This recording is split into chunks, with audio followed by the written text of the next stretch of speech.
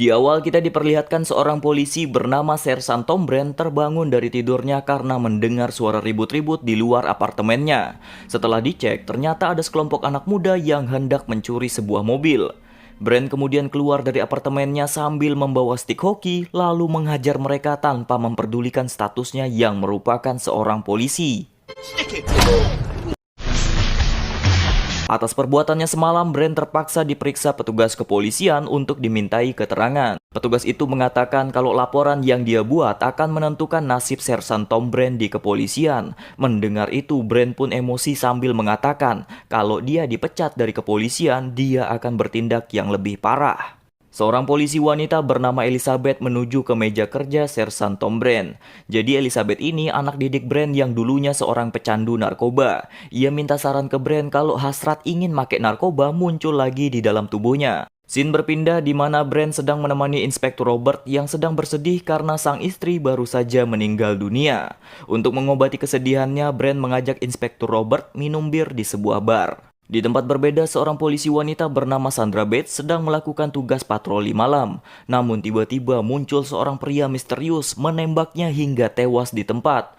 Belum diketahui siapa si penembak dan apa motifnya. Kejadian ini kemudian sampai di telinga Sersan Tom Brand.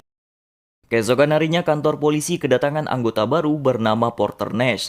Jadi untuk saat ini tugas Inspektur Porter adalah mengepalai penyelidikan atas kasus yang sedang berlangsung sekarang.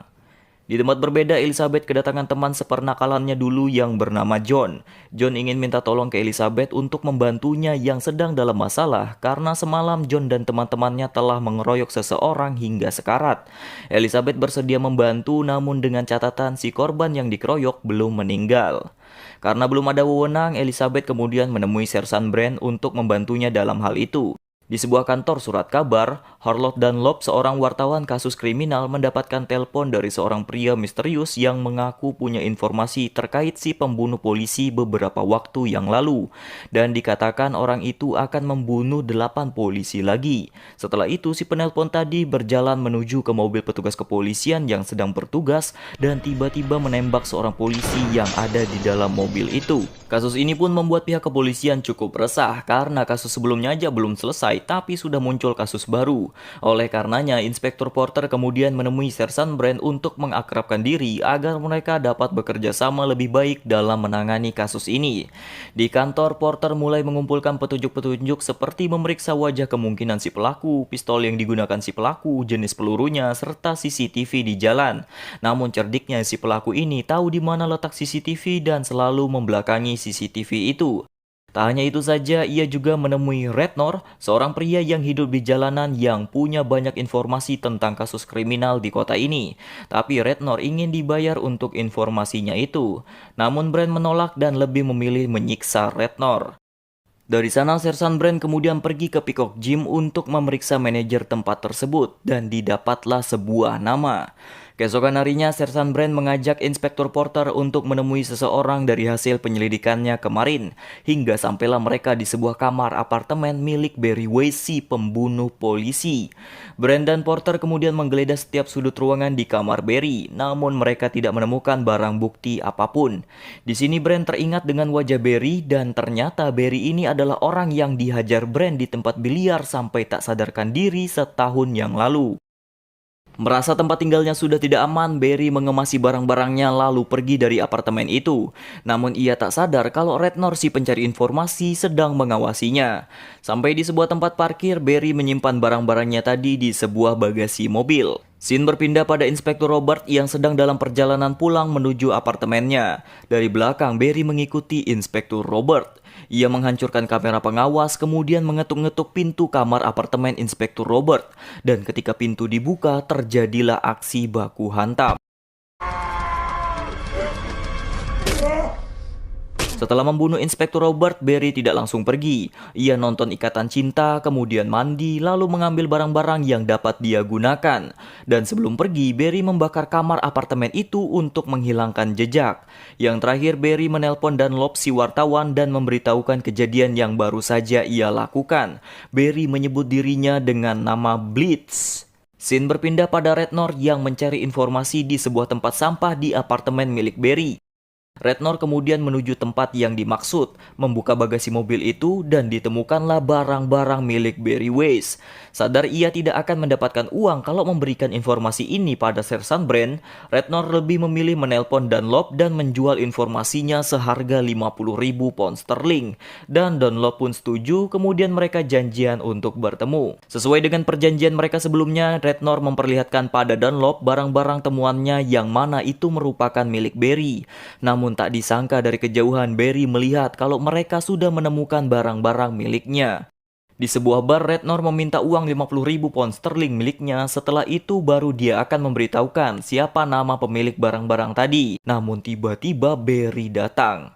Hal ini membuat Rednor ketakutan. Ia bahkan berkali-kali mengatakan kalau belum memberitahukan nama Barry pada wartawan itu. Namun Barry tidak peduli dan membunuh Rednor dengan mencelupkan kepalanya pada sebuah kloset, kemudian pergi dari sana dengan membawa uang milik Rednor. Dunlop diinterogasi oleh Sersan Brand dan Inspektur Porter. Dunlop juga menceritakan tentang mobil yang di bagasinya berisi barang-barang milik pelaku pembunuhan.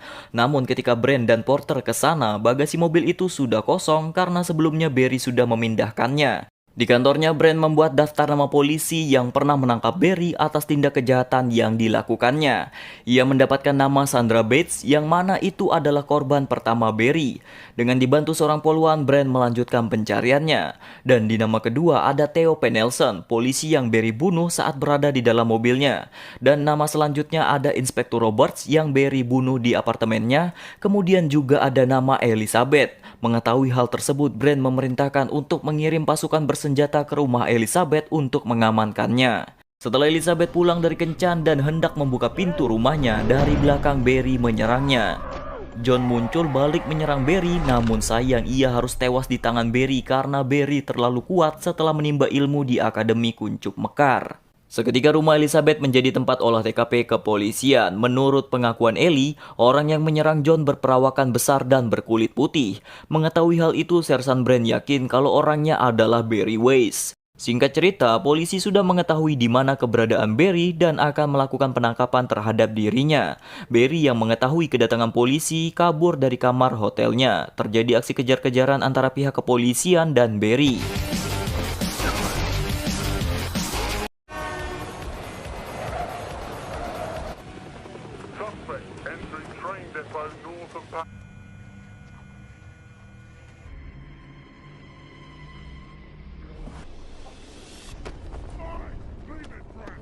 Sersan Brand, Inspektur Porter, dan Pak Kepala Kepolisian bingung harus menuntut Barry dengan bukti apa, karena mereka tidak mempunyai bukti dari tindak kejahatan yang dilakukan oleh Barry, karena Barry sangat cerdik dalam menghapus jejak kejahatannya. Hal ini membuat Sersan Brand dan Inspektur Porter pesimis kalau mereka tidak akan bisa melakukan penuntutan terhadap Barry Weiss. Itu artinya Barry akan bebas besok. Keesokan harinya, karena tidak ada bukti yang bisa dibuat untuk menuntut Barry, ia pun dibebaskan. Barry dengan sombongnya berjalan seperti bintang film meninggalkan orang-orang kepolisian yang menyimpan dendam padanya. Sampai di rumah, Barry menyiapkan kembali barang-barangnya untuk aksi yang akan ia lakukan selanjutnya.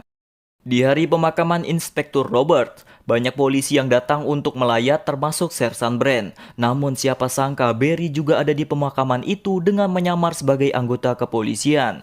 Karena telah menyimpan dendam lama pada Sersan Brand, dapat disimpulkan kalau ia adalah target Barry selanjutnya. Sepulang dari pemakaman itu, Barry mengikuti kemana Sersan Brand pergi. Hingga hari mulai gelap, Barry masih mengikuti Brand dan sampailah mereka di sebuah tempat. Dengan pistol yang sudah ia persiapkan sebelumnya, Barry lanjut mengikuti Brand yang naik ke atap gedung itu. Namun ketika ia menodongkan pistolnya, ternyata itu adalah Inspektur Porter dan tiba-tiba Brand muncul menghajar Barry.